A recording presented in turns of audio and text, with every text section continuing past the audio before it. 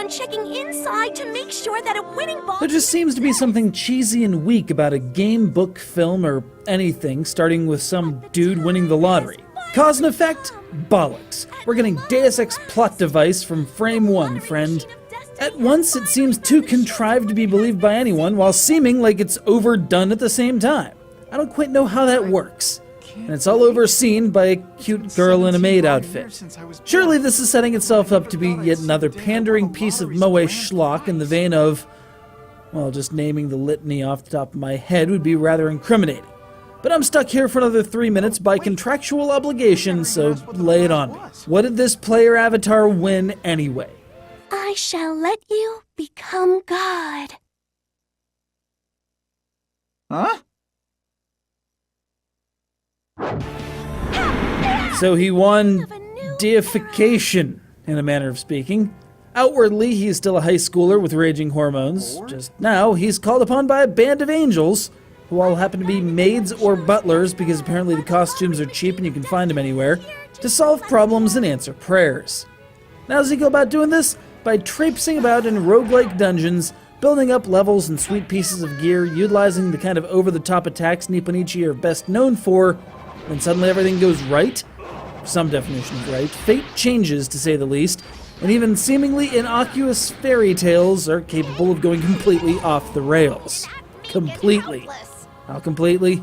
Clean your own damn room. Run your own damn team. I'm not your slave, bitch.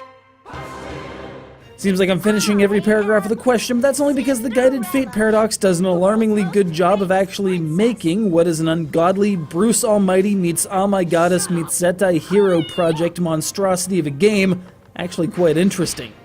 Say what you will about the proliferation of eye candy, but the content of the game both tells a decent tale and has no qualms about pointing out the absurdity of its own situation.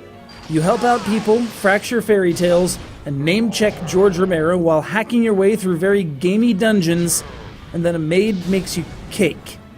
The first 4 minutes of this game threw up every red flag I could think of, but the payoff is an experience that'll keep you hooked while being hard as nails. One might even say roguelike. But this takes it to an entirely different level.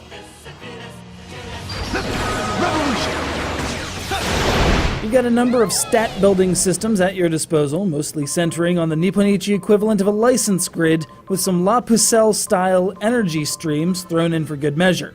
As is the standard for this firm, the voice acting isn't afraid to goof on the entire concept if need be, while the music is capable of rocking if it needs to, calming down if it needs to, basically playing whatever part is asked of it in this strange contraption of a game. But while the music has remained at a stable level of quality, it's quite obvious how much better they've gotten at sprite art on the PS3 since Disgaea 3 some 5 years prior. I'm begging you, Nipponichi, more games like this. More games like Disgaea D2. Give us another Phantom Brave. More games that remind us that, yeah, there's cute girls with big eyes and maid outfits, but there's actually a story and interesting gameplay and plenty of fourth wall busting absurdist humor as well. That's my prayer. Now get in the damn dungeon and hack up some mobs. God. Sup? I'm God.